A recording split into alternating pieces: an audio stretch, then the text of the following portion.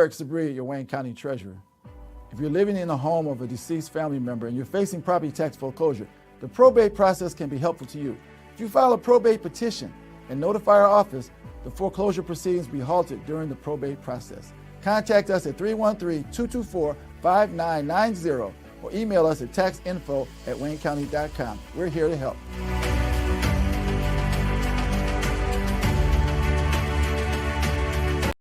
I love teaching others because when I first got into the healthcare field, people overlooked me. I was really a ninth grade dropout who had no education, but I was determined to make something of myself for my baby. So Motor City matched the funds I put into my business. They awarded me $20,000. So now I'm able to focus solely on first step healthcare training and give it everything it needs. All because I live in Detroit. Good morning, everybody, and welcome to the week that was. And I suppose since it is the last week of the year for the show, the year that was as well. My name is Saeed Khan, and we will take a review of both the week as well as all 52 as we go through today. Joining us is, of course, our family here at the week that was. We've got our troika of lawyers, Bill Seikaly, Steve Fishman, and Joel Sklar. We have Detroit Free Press investigative columnist and music aficionado, ML Elrick. We've got also being Harpo Marx there. We also have similar aficionado of music, labor and community activist Barb Ingalls. You can honk if you want.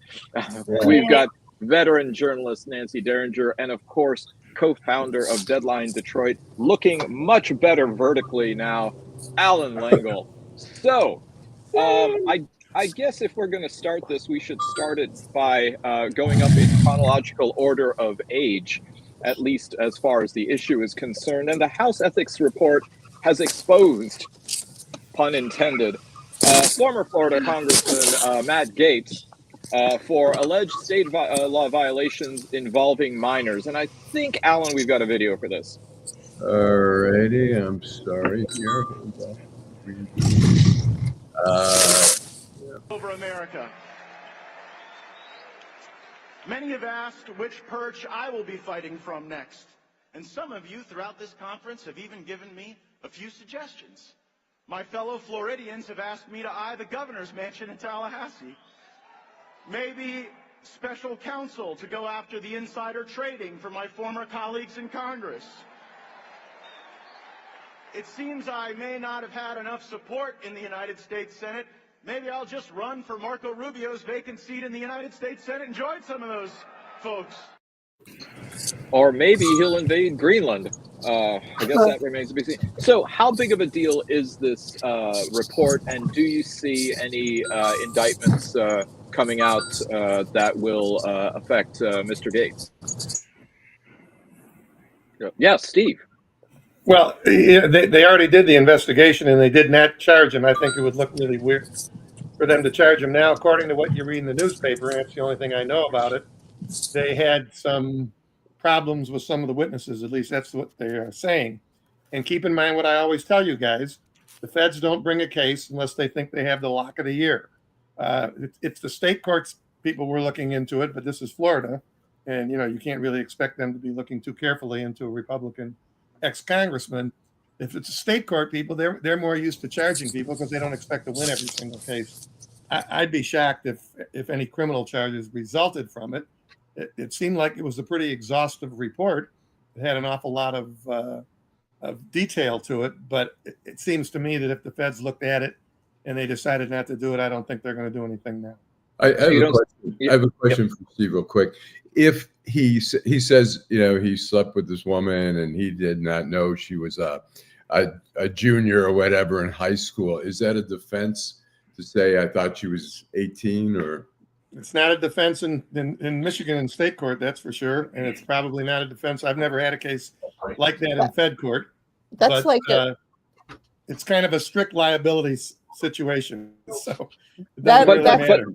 That's like that sounds like the basis for a dirty blues song, you know. She looked 25. What was I supposed to do? I am but a man.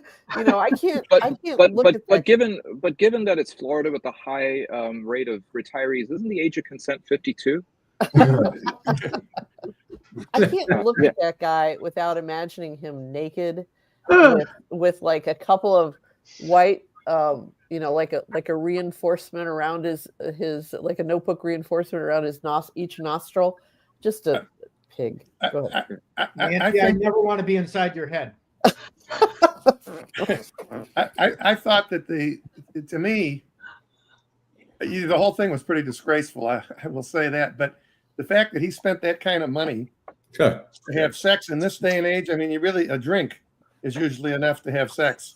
I mean, $90,000 you're spending to have these young girls around. I mean, the whole thing is just beyond my comprehension. He fancies himself to be a slickster, you know, when you listen to him. Yeah. And this is what he's doing. He's paying. Yes. Bill. Yeah, I happen to agree with Steve about the federal charges, but and even the local charges. But I'd be surprised, given the depth of this report, if we don't see a civil charge, a civil complaint filed. By whom? By the victim. I don't know. I don't know. I mean, I didn't read that report in its absolute entirety, but I read enough of it, and I'm really struck by how pathetic it is. And these girls, these 17-year-old girls who apparently are on a website called Seeking Arrangement, which is essentially just a prostitution website. I mean, it's, you know, that's what Seeking Arrangement is. And, you know, and I don't know if none of you guys are Twitter heads, and I'm backing away from Twitter, but apparently the day that it was released, Gaetz was all over Twitter saying, oh, now it's a crime to give a woman money, even if it's not, you know, like if she doesn't say, all right, $400 right here, and then I'll do something with you, then it's not prostitution. I mean, it's just the way, it's disgusting, you know, the way these people like run their lives. I just don't understand how you can look yourself in the mirror the next day, but I guess the ecstasy helps with that. Sorry. Well, I'm not sure what that has to do with whether or not they could bring a civil charge. I mean, look, there's a reason that these women, these girls, end up on these sites. And generally, it's not because they think it's a great idea. It's they don't think they have many options, or somebody's pushing them to do that. These are compelling stories. Yeah. And, you know, I've had probably 40 of these cases, and only 2 that I can think of that anybody ever let near a jury. Once the story comes out, they don't want this in front of a jury. That's how they end up on Epstein's Island, was because they actually thought that this could possibly be a way up, and that's what's so horrible. They're victims. They should have been smarter, but they weren't. But you can't. That doesn't mean that they deserve. Barb, I seldom have any disagreement with anything you say, but I don't know if this just never clicked in my brain, because a lot of things never did. But I remember being 17. And for me to say to anybody, oh, you should have been smarter at 17. You're right. But that's not. Don't think that way. They don't think smart. Yeah. Okay. Right. But that's not what I'm saying. What I'm saying is that they were primed to be victims. Yes, they were. Exactly. That's what it, you know, is they really thought it was bad decision making based on bad examples around them, and they lived in fucking Florida. So, I mean, these girls had a lot of like mom's boyfriends in their lives, and you know, and it's like you said about Epstein. These people are predators, and like a good predator, they know how to pick the weak prey. I mean, when Jeffrey Epstein got some poor girl from a trailer park in West Palm Beach to to give him a hand job, and then handed her a couple of $100 bills, that was probably all the money that she'd ever seen in her life, you know. And it was like, it didn't seem so terrible then, you know, because she and so then you end up with, and this is just maybe a couple of notches higher on the totem pole than these girls who have enough web savvy to go on to a website like Seeking Arrangement.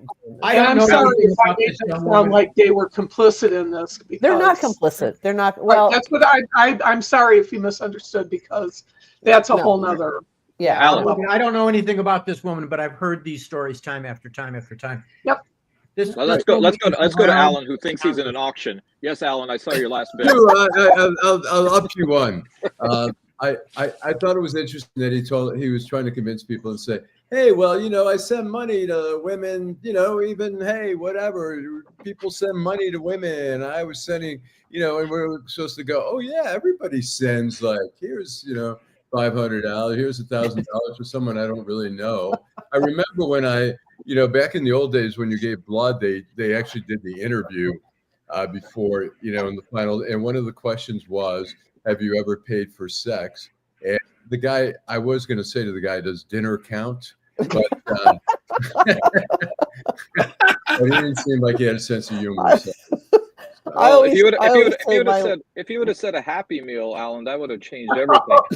but what about this idea of culture? I mean, you've got particularly, and I'm not trying to single out any genre here, but I mean, you've got rap music and hip hop, where you have both male and female rappers who seem to brag about what do they call it, honey traps and sugar daddies, and the whole idea about getting men to pay for everything in exchange for sex. I mean, is this sort of like a realignment of the social contract through music? I mean, I know, Steve, the Temps and the Tops never sang about that, but we can't talk about that because Nancy's on the thing. We can't talk about that. There's a difference between production music and the glorification of paying for sex. It's I think ML, we've come a long way from Donna Summer's "I Feel Love." I mean, this kind of music is transactional. You'd never hear the Sisters of Mercy sing a song like this. There was a story in New York Magazine after Tiger Woods had his great meltdown, and it was very well reported, but it wasn't really about Tiger Woods so much as it was about the scene, the Las Vegas club scene that he kind of moved in, and how these clubs work. And the central figure in it was this woman, Rachel Uchitel, who was his essentially pimp, who found these people for him. But it was a long piece, but it really opened my eyes. Madam, I think they're called madams. But okay. Yeah, well, she was a pimp basically, but it really opened my eyes about how prostitution at this level works, and it's not.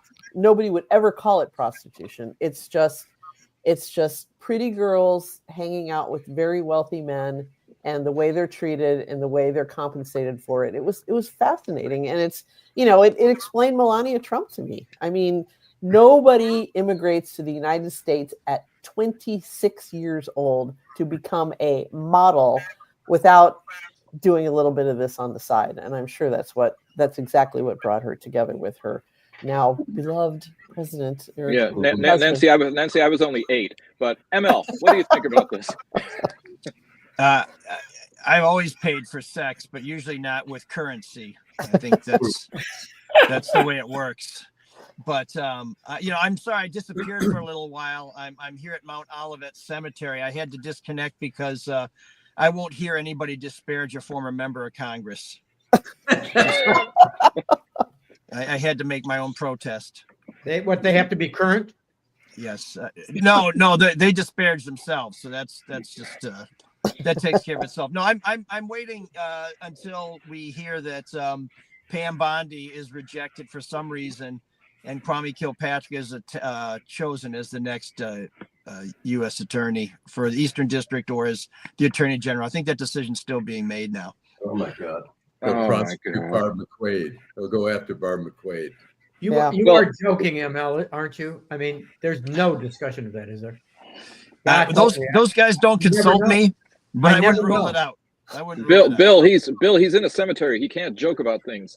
Well, as we know, I mean, Kwame Kilpatrick was famously had his sentence commuted by then in the first term President Trump.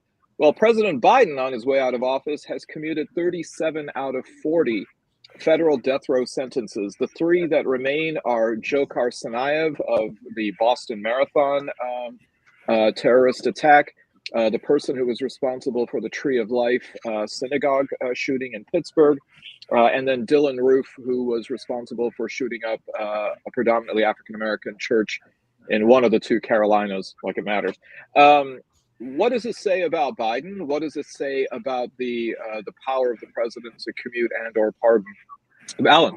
I just want to say something. I would love to see the pro-life people come forward and protest that he's lifted the death penalty. Yeah. Yes, Barb. I'm really happy to live in a state that has no death penalty, and I hope we're able to keep on it. Well, these are federal cases. These are federal cases. There have been multi cases in we live in a we live in a no death penalty state, and I'm really proud of that. And I wish that the he has no shits left to give. I think that it's immoral. I think that the death penalty in any case is just a really disgusting thing. Put him away for a long time, but I'm good for Joe Biden to do this. Well, what about the idea that he carved out an exception? I mean, is it just like Louis B? Okay. I think I think he's trying to show some. I mean, those were mass. I think his exception was for mass hate shootings and stuff like that. The thing is, it's a little bit of a joke because the last person executed, I think, was probably 20 years ago. The federal death penalty has really been obsolete, even though there are prosecutors, as Steve knows, there are prosecutors who try for the death penalty, even in Detroit, on cases. I don't know if they've gotten a death penalty conviction. One of the people whose sentences was commuted was actually a Michigander. But he was, again, on death row on a federal charge. Mm-hmm. So it looks like the House has been kind of busy at the 11th hour. They were able to pass a continuing resolution to keep the government open and to avoid the shutdown, despite President-elect Trump and President-elect Elon Musk coming in and opposing this with a full court press. Is this a win to at least push back a little bit on MAGA? Bill? Yeah, it's interesting. I happened to be in a meeting with a couple of people from Congress and one senator recently, and we were talking about the continuing resolution. They talked about how difficult it was for them to come to an agreement, the Republicans and the Democrats come to an agreement, but that they saw it as, that it created some optimism for them. The Democrats wanted the continuing resolution to last past March. But here's what I think is interesting in what happened. Musk, who was the richest man in the world, was successful in getting one piece of that legislation changed. Anybody know what it was? He managed to get the raise that Congress had given themselves and hadn't had one since, I think, 2018, got the raise eliminated. The richest man in the world managed to take $25,000 out of each member of Congress's pocket. I thought this was hilarious. It's all that changed in the continuing resolution. I mean, I think that MAGA's taken a couple hits. I think that's one, and I think the release we started on this. I think another interesting thing was that the House Ethics Report got released, which was something that Trump opposed vehemently. So they've taken some hits, and they're going to continue to take some hits. I don't know. Okay, Steve. I read in the paper yesterday, though, that Johnson, the speaker, is it the Turning Point, wherever all these crazy people are, Marjorie Taylor Greene and the rest of them, they vilified this guy. They talked about him like a dog and how they're going to get rid of him. He's going to wind up in the exact same position that the last guy was, and the one before that, and the one before that. These, I guess you call them MAGA people, you can't satisfy them because if it's up to them, they would shut down the government. They just as soon have everything shut down. So whether they were able to get the thing done, the Democrats have to help them again. But I think this guy's not going to be there long once the new Congress comes in. I don't know. Yeah, just in case you're playing Jeopardy, Steve, I think it was Kevin McCarthy, the last speaker, who was bounced. Yeah. Yep. Yeah, So, I heard Donald Trump was telling people that when you're famous, you can do anything. You can grab them by the Johnson. So he is really more of a DEI president now. I wonder how that's going to resonate with the MAGA people. Well, one of the things that sort of I think has flown in low under the radar, but has to be seen as a Biden achievement, is the confirmation of 235 federal judges, which actually exceeds even the number that Trump was able to push through with the help of Mitch McConnell when he was the Senate Majority Leader. So a small victory to maybe gain back a little bit of control in the judiciary. Barb? They paid a hell of a price for it. I mean, they gave up the circuit court judges in exchange for it. And those are the people who, are the last bastion before the Supreme Court. So they did pay a price for that. That was a political deal that only time will tell whether it was worth it. Right. Well, that and actuarial tables for the life expectancy of those circuit judges, right, Bill? So, Barb. It just seems to me that Trump and Musk and Vivek Ramaswamy are really they are done. They've used MAGA for what they wanted for the votes, and now they don't care anymore. And a lot of this stuff is trying to go around them. They're what did Vivek call them? Is subtards, American workers are. I think that was I'll find that. Well, he bashed American culture and basically said that people should be more South Asian. To which even I said, "Hell no." No, they're not workers. They're not good workers. You have to bring them in. And let me find that. Well, the fact that even Nikki Haley rebuked him. Americans are not motivated to fill the jobs. Yeah, that sounds a little too much like my parents. Well, that's actually true. That's why we need immigration. That's why my completely unskilled Irish grandmother was able to come here, because the rich people didn't want to clean their own homes. I don't know where Vivek's been, but that hasn't changed in forever. That's how we all got here. My Greek in-laws came over and started working in a factory making socks and mopping the floors at the Muskegon Public Library.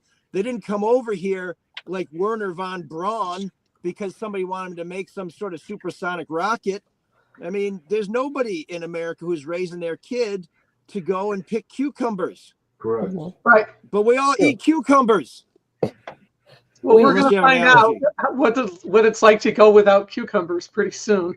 The Irish dug the new subway system. It's every first world country has to have cheap labor at some layer of the economy, and in this country, it's undocumented people, recent immigrants who don't speak English.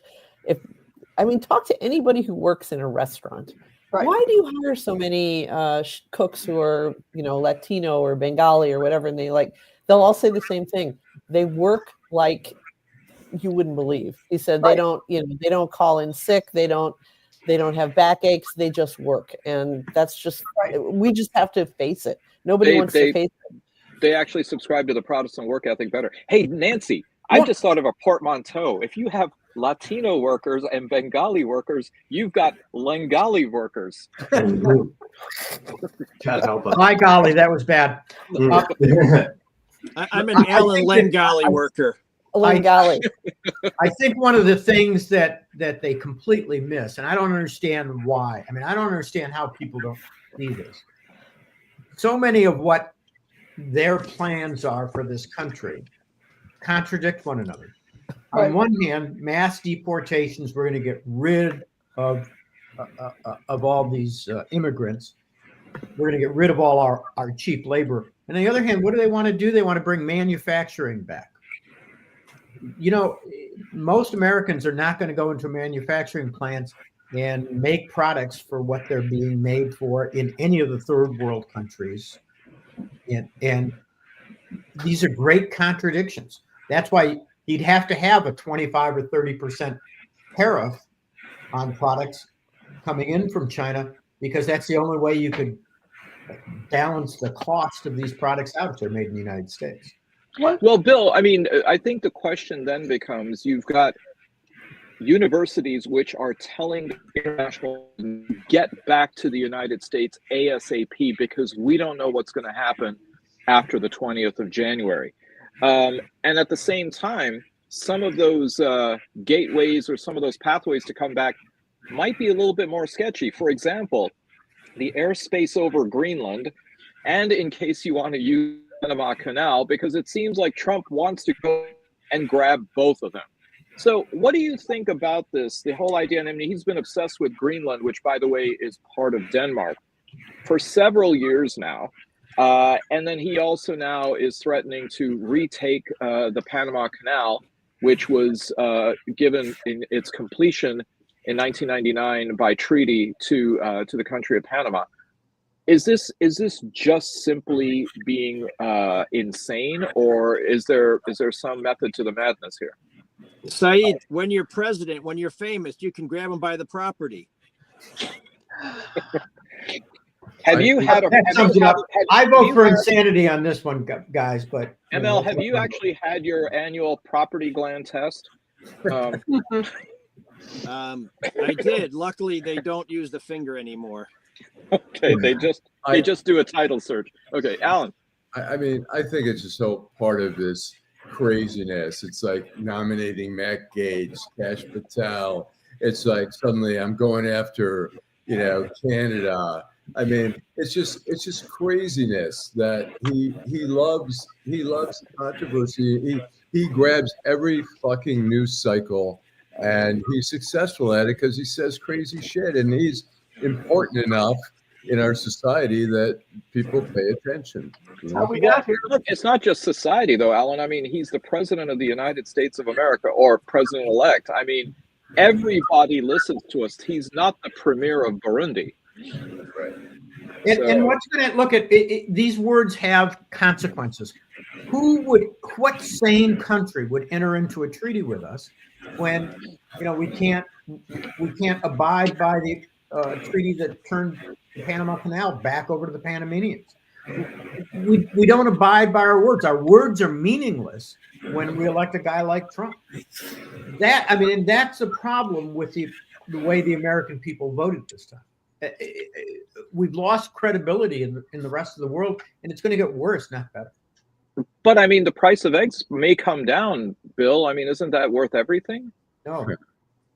I mean, even the ones that are being recalled at Costco. So, okay. So if that's the case, we also have several companies that are part of America's corporate pantheon that are each giving $1 million to the Trump inauguration fund, including Ford and General Motors. Sure. Tribute to the king, man. Tribute to the king. How so, Joel? I mean, it's definitely kissing the ring and all, but it's kissing the ass. It's doing more than that. I mean, this is so. Has Citizens United brought us to this point? Citizens United has taken us to this point. It's going to keep taking us further down this point. This is sickening. It is pandering at its most obvious level to a man who eats, sleeps, and drinks pandering, who loves to be pandered to. It's despicable. You're making a point about Trump's pronouncements of taking over nation. It's craziness, but he thrives on chaos. And so every fucking day for the next, God knows, 4 years at least, maybe even more, we're going to be chaotic. Every day, this guy's going to tweet out something every 2 days, something absurdly nuts. It's going to make us all freak out because that's what we do. And he's going to thrive on the chaos. And this is just how the man works. So for the next 4 years, America, it's a roller coaster. And it's going to change every time you ride it, man. It's a bad thing. Did any of you see the reporting about CNN journalists complaining now that they have been told not to be as critical in their reporting of Trump? Steve? I saw it. I read an article about it. I kind of agree with what Joel's saying, that this is the way these guys all claim, at least in the articles I've read. I'm interested in what Elrick has to say about this because he's always investigating things that are going on with politicians. But they're all claiming that, look, we owe a duty to our shareholders. and therefore we have to do this stuff because we have to be concerned about what he might do to us, which will affect the price of the stock, blah, blah, blah. But doesn't there come a point in time where, tribute becomes really ransom? That's to me that's the way I look at it. I want to hear what Dr. Elrick has to say about it. Well, I think the problem isn't so much that that reporters are being told to pull back on their reporting. The problem with all these networks, because they're all emulating Fox, which is the cash cow, is that they don't have that many reporters. They have more commentators, and they have paid analysts, and they have people who bring no news whatsoever, but they bring their opinion. And now, instead of having a robust cable television news culture, we have this opinionocracy where each station brings in a certain number of experts who come from a certain point on the political compass, and you pick your flavor because you want to be reinforced that you think Trump is great or you think Trump is terrible.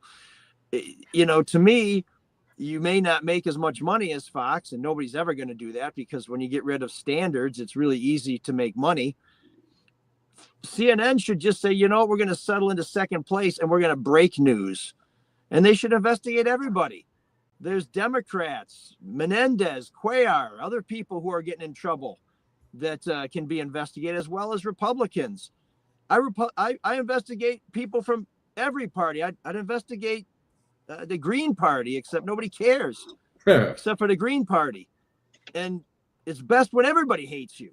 But these networks, they're trying to cater to the echo chamber. They're trying to give you opinions that you want.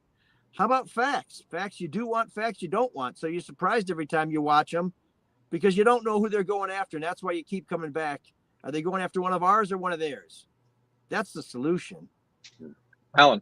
I think I've never seen it like this before, where really, no better word than oligarchs have really taken over some of the media. Bezos, the fella in LA. And when I was at the Washington Post, it was so clear cut. The Graham family never, ever intruded on the coverage, even if the coverage was about them. Even if there was something going on with the Graham family that was controversial or something, the Post would report on it. And they would make sure of that to show that they had integrity. I've never seen, and it's such a crucial point now, where we have a president who's a criminal, who has no ethics. And here the press is starting to go, let's pull back a little bit. We don't want to be critical. It's like, no, this is the time where more than ever, we've got Kash Patel, we've got, the Bondi woman for, the Justice Department. We've got all the, we've got RFK Jr. We've never needed the press more. And the press is being told, take it down a notch, back off. It's the most dangerous combination to have right now. And for people to be intimidated by Donald Trump is insane.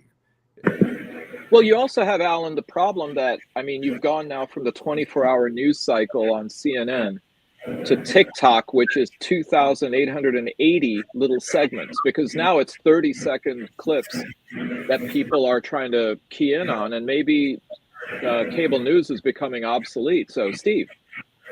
I wanted to go back to the discussion of Citizens United. We brought this up before, of all of the crazed opinions, including overturning Roe and the other stuff with the presidential immunity. Isn't it Citizens United that started all this stuff? Isn't that what really turned the entire political system over to billionaires and rich people? And look at Trump's, not just his cabinet, but all of his appointments. Michael might know the answer to this. I don't know what percentage of them are billionaires, but it's a huge percentage that are being appointed as ambassadors to here and blah, blah, blah. And it just seems to me that most of the ills that you guys are talking about, when it comes to the press as well, it all stems from allowing filthy rich people to have that kind of say in the society. Well, the democracy dies in darkness, and there's no transparency. There's dark money every place. We don't know where the hell it's coming from. It's being financed massively. Citizens United was an absurd decision to make. It closed and restricted and limited democracy. It didn't expand it. To say that these corporations are entities protected by the First Amendment is nuts. You can form that entity. That's insane. Well, I mean, Joel, democracy doesn't die in darkness when you got a private equity fund that runs the light company. So, you know, Bill. I agree with Steve. I would add only one additional factor, and that is that the deregulation of the media, the elimination of the fairness doctrine, and those issues are what created Fox. And when you mean, look, I think reporters are important, but we're so far away from the era of Walter Cronkite and Dan Rather, who and relied on facts. You know, Walter Cronkite didn't have to express his opinion. He just stated the facts, and the facts kind of spoke for themselves. When he turned on the Vietnam War, he did it not by saying, I disagree with it. He showed the photographs of what was going on in Vietnam. Every night. That's right. Where are the pictures of what's going on in Gaza today? Right. Where, you know, people, it doesn't sell. People don't want to see this, so they just don't cover it. And you know, well, I mean, it also helps when, you know, a military doesn't kill 6 journalists. But Bill, your point about Cronkite is right. There are only 2 people I know who declared something to be unwinnable: Cronkite and Adrian Balboa in Rocky 3. So anyway, Alan, let's go to a commercial. All right, hold on. Adrian. I love teaching others because when I first got into the healthcare field, people overlooked me. I was really a 9th grade dropout who had no education, but I was determined to make something of myself for my baby. So Motor City matched the funds I put into my business. They awarded me $20,000. So now I'm able to focus solely on first step healthcare training and give it everything it needs. All because I live in Detroit. You need to get these. Hi, I'm Eric Sabri, your Wayne County Treasurer. If you're living in the home of a deceased family member and you're facing property tax foreclosure, the probate process can be helpful to you. If you file a probate petition and notify our office, the foreclosure proceedings will be halted during the probate process. Contact us at 313-224-5990 or email us at taxinfo@waynecounty.com. We're here to help.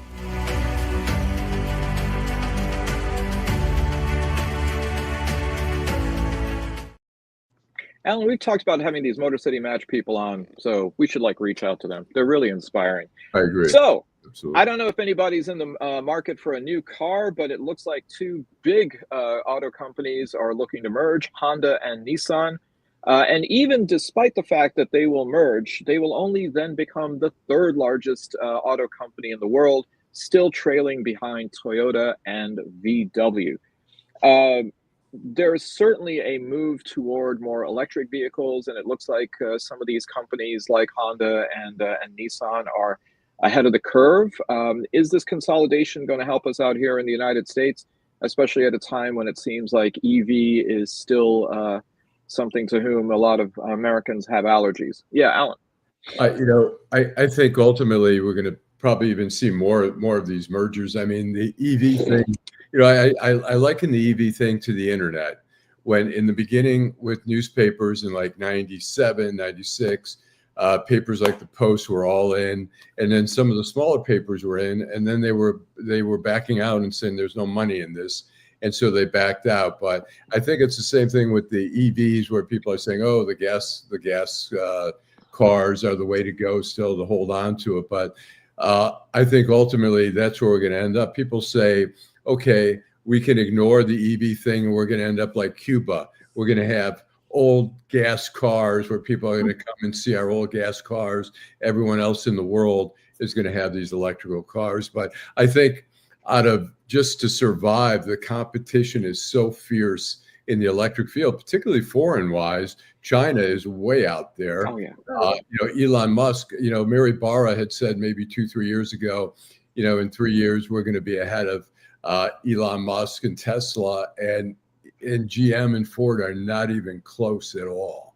But it'll be interesting, Alan, to see how Musk then affects American policy toward Chinese imports when it comes to EVs. And by the way, people come to see our gas cars every August for the Woodward Dream Cruise. So we've got that going. Bill. Yes, they do.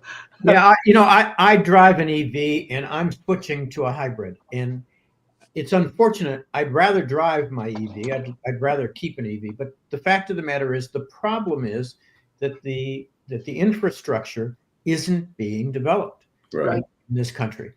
I can drive across the state. I can go to Chicago without any trouble, but you can't really drive across country because the infrastructure, the charging stations aren't there. And that's a policy decision, and it's ridiculous. I mean, I have to tell you, the idea that I have to go back to gas stations again, I hate the idea. I'd much rather have my EVs. Hey, Bill, you and me this summer in your electric car, we can take Route 6.6 across the country. There you go. Because we're going to have to stop that many times. I agree with Bill. I mean, that's, there hasn't been a lot of forethought into it. I mean, you go out to California. I was in Santa Monica last December. I mean, there was a whole block of chargers, Tesla chargers all around, and there are a lot of Teslas on the road there. But here, I mean, you're seeing Teslas and stuff like that, but I agree. I mean, the infrastructure has not been there, and they haven't thought that through, and we're paying for it. Yeah, my decision was really to go to a plug-in hybrid, so that when I'm driving around the city, I can stay with my electric vehicle. But when I decide I want to go, to Washington, D.C. or Chicago or Philadelphia, that I'll be able to do that. But, the farthest I went to Washington, D.C. once. It's not, you got to be very careful about charging when you're going to D.C. I couldn't do Philadelphia. The infrastructure is not there to get me to Philadelphia. You have a charger at your home, Bill? Yeah. At my home, it's great. I mean, it's because I'm not traveling like I used to for work. It's been great at home. Are you saying that there's no charging station in all of Breezewood, Pennsylvania? I said I could make it to Philly. Okay, I love Breezewood. because Breezewood is this great town that only exists because it's the confluence of two highways, the Pennsylvania Turnpike and Highway 70. So, there you go. More in Breezewood than I care to think about. I think at some point everybody has stayed at least one night in Breezewood. Well, it looks like, on perhaps slightly bended knee or hybrid bended knee, Bill, the Oakland County Sheriff, Mike Bouchard, is seeking or beseeching the help of President-elect Trump to do something about the South American burglary gangs that have befallen this beloved county. So, anyone been affected? Yeah, Alan. I haven't been affected, but I think that's it's a big reach, and he hasn't had success asking the Biden administration to take that away. But basically, it's a program that allows the people to come to visit without a visa for a very limited amount of time. And the sheriff is saying that some of these robbers from South America are coming here on those visas and are part of these gangs that are robbing in Oakland County and stuff like that. I'm not sure that's the answer to take it away from everyone else because there's a group of robbers using that. I think it's a little bit of a reach. And they're robbing rich people. I mean, they're going into the highest neighborhoods, and they're stopping them, and they're watching them, and then they're taking from them. So they could use their bootstraps to pull themselves up by and get their own security, but well, some of them do have security, but they've been very sophisticated. I know. I'm just being an asshole, Bill. Yeah, but they're eating. But I think your bigger point, though, Barb, is that these people are coming to the U.S. on a legitimate visa waiver, right? And I guess they're lying to the officials about what's their purpose of visit. Right. And they're using where is it? Yeah, they are, and they're using where is this thing? Yeah, I mean, I'd rather they just declared, the bottle of booze they have instead of, lying and saying they're coming here to Disney World and, going to rob a house. Bill. But this is the problem with ethnocentrism in this country. Look, this is terrible. These gangs are stealing. Some of this has gone on in my neighborhood. So it's not that I have no concern about it. However, I want every goddamn crime report to start saying this crime was committed by an American citizen. Because any crime that's committed by somebody who's in this country illegally, that becomes the headline. Right. And it's disgusting. Yep. And it's part of the ethnocentrism in this country, and it's going to bite us in the ass in the next 4 years. So I take it that the law firm of Sklar, Seikaly, and Fishman is not going to be defending any of these Venezuelan, Ecuadorian, Bolivian, and whomever else gangs. I didn't say that. Oh, fair enough. We have a couple gratuitous videos. Go for My it. favorite kind. And today released his first ever collection of Christmas music. This holiday, enjoy the music of Christmas as you've never heard it before. Bing, bing, bing, bong, bing, bing, bing, bong, bing, bing, bing. Done. Timeless Yuletide melodies.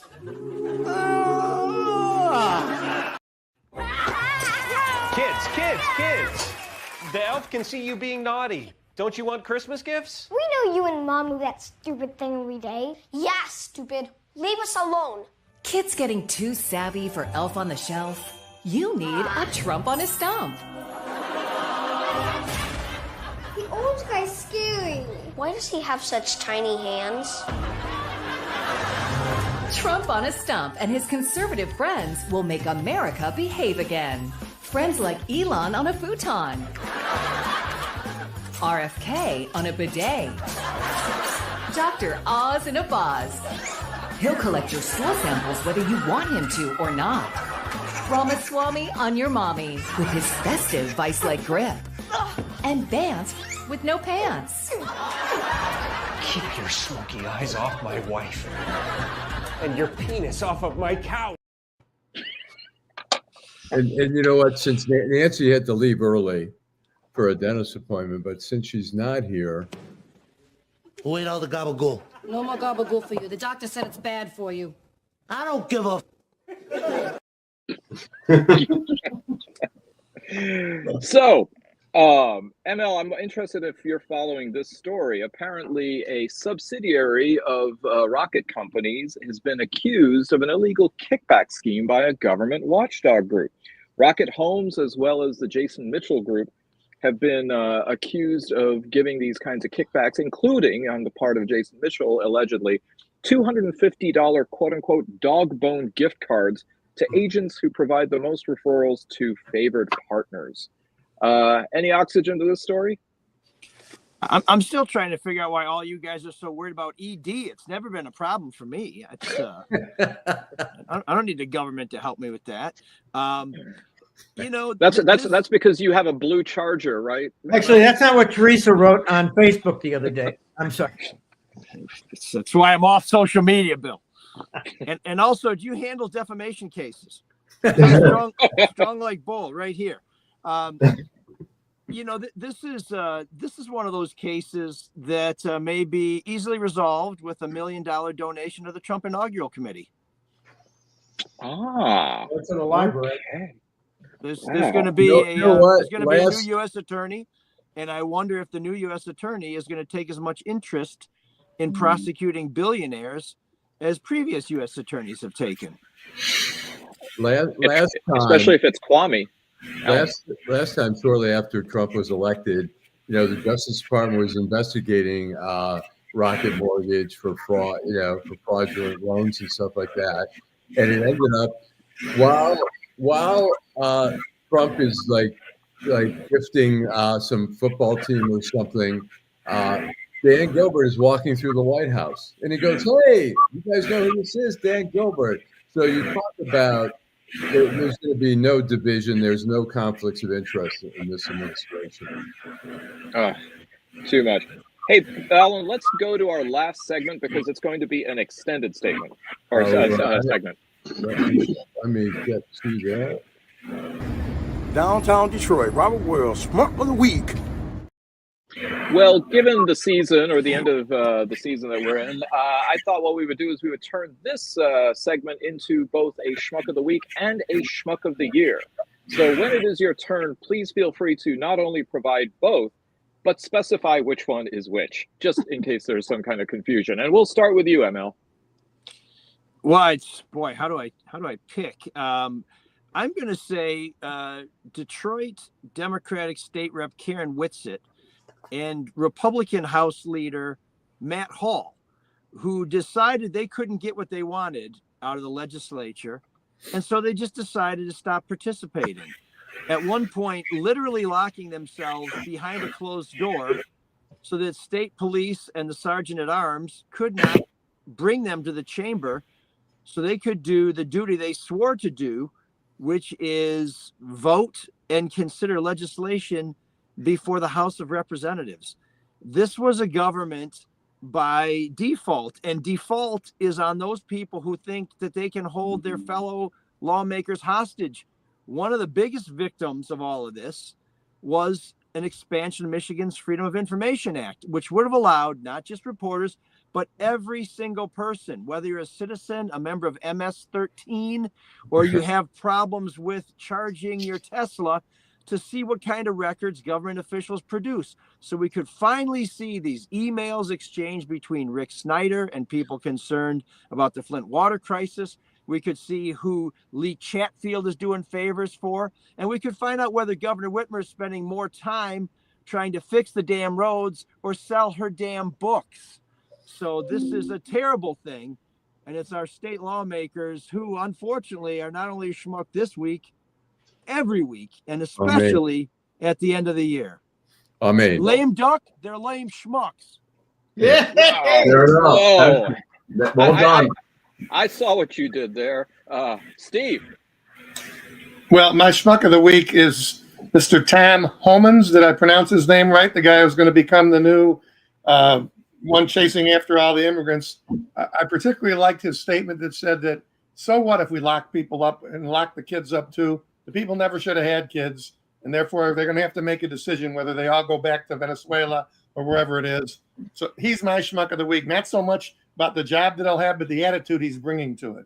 Right. My schmuck of the year is more than one person, but it's Matt Gaetz, and then all those people, when you just showed that clip, the people at Turning Point that are applauding the shit out of this guy. That gets me almost as much as the stuff that he has pulled. But the fact that a guy like this guy can still have maybe some political life after that report comes out, and after all of the other stuff that's gone on with him, that made him schmuck of the year, and the Turning Point / MAGA crowd, they can join in. All right. Thank you for the "You Don't Like My Music" commentary. It's been really good today. Thank you. Nancy wanted to leave her schmuck of the week being Joe Biden. And I'm assuming she didn't explain, but I'm assuming because he dragged it out, he should not have ever run for. And, as I say, the Wall Street Journal last week had a whole piece how people in the administration were covering up from back in 2023, saying he had good days and bad days, and some days he couldn't make it to the meetings, and not to have late night meetings and not to have too long of meetings. I think we all got duped in that. I think she did say, Alan, that he didn't pull out quickly enough in the constitutional sense. Steve. I just wanted to toss this in there. The business with the Wall Street Journal article, I think, is fascinating because it's hard for me to believe that in 2022, 3, 4, the same thing could happen that happened with Franklin Roosevelt back in the 40s. But eventually, maybe it's all going to come out just exactly how bad he was and exactly what they all did do. More specifics. I'm really interested in that story. I just find this to be unbelievable that the entire group of them would get away with it for however long they got away with it, when back in the day with Franklin Roosevelt, okay, fine, he didn't have ML Elrick out there doing all of his investigative reporting. Right. It just reminds me of Get Smart with the cone of silence. I mean, that's what was over the entire White House. They were also saying during the special counsel, when he was going to interview Joe Biden, they had practice sessions with Joe Biden for hours. And still, in the end, we saw that report where he said, we can't even prosecute this guy because he's so out of it. Yeah, well, Steve, the thing with FDR, we were at war and we needed to project strength. And he didn't spend a lot of time picking vice presidents because he thought he was going to live forever. But we saw this before with Woodrow Wilson. And I think the reason why we saw it with Biden was because Biden's people, his appointees, his key people were more worried about preserving their sweet ass jobs than preserving this republic. And if we'd had a real primary, you know, we talked a lot about campaign spending. Let's not forget that Kamala Harris spent more than Joe Biden. The problem is Democrats didn't spend enough time finding the right message, and primaries do that. So, yeah, the other thing is, in the spirit of renewal and rebirth and Hanukkah and the light and Christmas and getting presents you hate without receipts so you can take them back, I want to acknowledge a miracle. And it's not the birth of Jesus. It's Nancy and Charlie LaDuff agreeing on something. All things are possible as we enter this Hanukkah miracle. They must both be wrong. God bless us, everyone. Barb. I'm going back to Elon and Vivek. The HB1 visa, I think. H1B, especially worker visa. H1B, thank you, is a visa that brings in foreigners to do work, usually tech work, and they have no rights. They get to pay them really badly. They are kept under their thumbs of the employers, and when they're done with them, they just throw them back in whatever country they're in. And this is what Vivek and Musk want. American workers tend to want things. They want to be paid, and they would like, a lot of them would like a union, and that's what this is about. And throwing American workers under the bus and calling them stupid, and words that are much worse, is that's disgusting. My schmuck of the year is Donald Trump and anybody that voted for him. And I know there's lots of reasons, and I know it was a really shitty campaign, and but we're all going to pay. We're all going to pay for that, and I think it's going to be just so much worse. I think it's going to be so much worse than we thought. So, good luck to all of us. Just a point of clarification, Barb, on the H-1B, it's good for up to 6 years. Right. And you do have to, the employer has to file a prevailing wage form with the Department of Labor to say that they're not paying them slave wages, so to speak. The problem, though, is that it is a pathway to the green card, but that is both lengthy and it is perilous. And so you're right that in many ways what it does is it leads a whole bunch of people to be in employment purgatory. Right. And many of them leave. But the thing is, many of them leave for places like Canada. And Canada and other countries benefit from the experience and the expertise that they welcome them. Yeah, so we're losing people that are motivated to work and live in the United States and be good citizens and do all the things, pay taxes and stuff. And I also know that a lot of those companies really do abuse that status. And but the good news is, Barb, I think that starting next year, Canada is going to become the 51st state, according to the president-elect. So, you know, they say that anything that you love, if it was meant to be, comes back to you. So maybe Kafka was right. Joel. Okay, I'm going to go with my trivial one, of course, is going to be Blake Lively and Justin Baldini with their little back and forth in Hollywood, which I can't get enough of. I'm on Reddit looking at all that stuff. You know, it's a classic Hollywood tale. I think it's to promote their movie that is out on streaming right now. It's going to be released this week, I believe. So I think it's all bullshit, but it's a great story to read. Her complaint is, you know, just talks about the underbelly of Hollywood that's existed forever and how PR people, you know, smear people and they smear themselves. And then even Baldini's PR people are suing him. It's just classic Hollywood, complete base bullshit. My worst person of the year is going to be Mitch McConnell. I think Mitch McConnell's architect of what we're seeing. I think when he stymied Obama's, Merrick Garland nomination, everything changed. He's given support to Trump. He has bent completely. He knows privately how awful this man is. He said it in so many words, certainly in the well of the Senate at one time. He's just an awful human being. And I hold him more responsible. I think he's probably more powerful than people give him credit for, and he is the architect of what we're seeing now in many ways. So I hate Mitch McConnell. Well, I mean, McConnell got the best of both worlds. He kept Garland off the court and made him a pretty mediocre attorney general. Right. He did.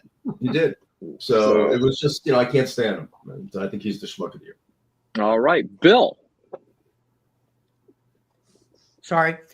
Yeah, my schmuck of the week is a Los Angeles Sheriff's Department's deputy who just pled guilty for something he did back in February 2023. He arrested and beat a trans man for no reason, and then got half a dozen other officers to cover up, and they've now lost their jobs as well. If you haven't seen the video, it is really repulsive that this kind of stuff would happen to a trans person in 2023 or any other time, and that it took so long. The Los Angeles Sheriff's Department determined that the force that he used was reasonable under the circumstances until the FBI came in and did an investigation as to what happened. So he's my schmuck of the week. I'm not sure how to articulate my schmuck of the year, but it's the right-wing movement around the world. It's Trump, it's Bibi, it's this right-wing movement, this idea that we can all become so nationalistic and so ethnocentric, and that it will somehow benefit us. Anybody who reads history should know that this always ends badly. And I predict that it will end badly for this country. I think we in the United States have always viewed ourselves as above this, that we could never become this, and we are. Yeah. We are right now. Absolutely. That's my schmuck of the year, the right-wing movement, and it includes everybody who has taken a knee to Trump.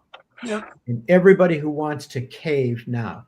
If you read history from the late 30s, there's great similarities here. The times are different, the mechanisms are different, but this looks an awful lot like what was going on in Germany in 38.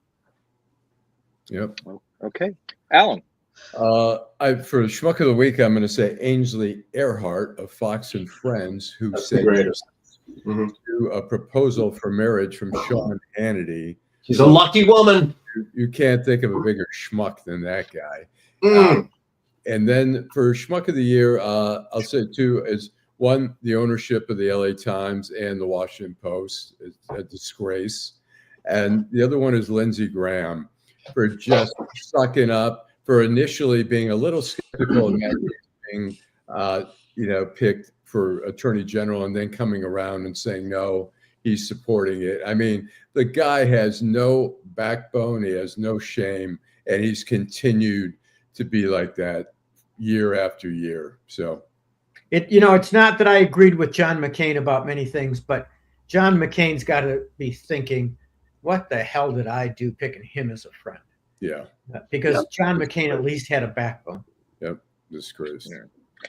So I've got two schmucks for the week. One is Russia for what seems to be more and more plausible shooting down an Azerbaijan Airlines commercial jet that was bound from Baku to Akatu in Kazakhstan, had to be diverted to Grozny with 69 people on board, I think 37 of whom perished, but a couple of dozen did survive. There seems to be incontrovertible evidence of shrapnel and bullet fire in the fuselage, and yet Russia still says, don't jump to any conclusions about what happened. The only thing more, I think, bothersome was to watch CNN pundits wax indignantly about it, forgetting, of course, that the U.S. shot down an Iran airplane in 1988, killing over 300 people on board with a transponder problem. But I'd say the schmuck of the week goes to Springfield and Rochester, Illinois dentist Philip Jensen, 64, who pleaded guilty to 2 counts of drug diversion, 2 counts of acquiring a controlled substance by fraud, tampering with consumer products resulting in serious bodily harm, and 2 counts of false statements for stealing his patients' anesthesia while they moaned in pain. So there you go. Aren't you glad, Alan, that when you were having your knee surgery, your orthopedic surgeon wasn't on the goofy gas while you were sitting there writhing? Right. There you go. But my schmuck of the year has to go to Prime Minister Benjamin Netanyahu, who has prolonged a misery that is beyond proportions in several countries. If you ever see the documentary, The BB Files, you recognize this person to be the apotheosis of corruption. And although he is going through his court case right now, it can't happen soon enough.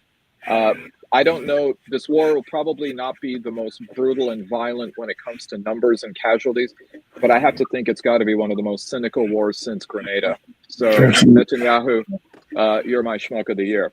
Well, thank you all for helping bring the year to a close on the show. All of you who've been listening and viewing, thank you so much for your support. Thank you to all of our wonderful family that we have here, including Nancy, who had to cut out a little bit early. Thank you, Steve. Thank you, Joel. Thank you, Bill. Thank you, ML. Thank you, Barb. And thank you, and always with the last word, Allan. Drive home safely. And especially on New Year's Eve, have a very happy New Year, and we'll see you next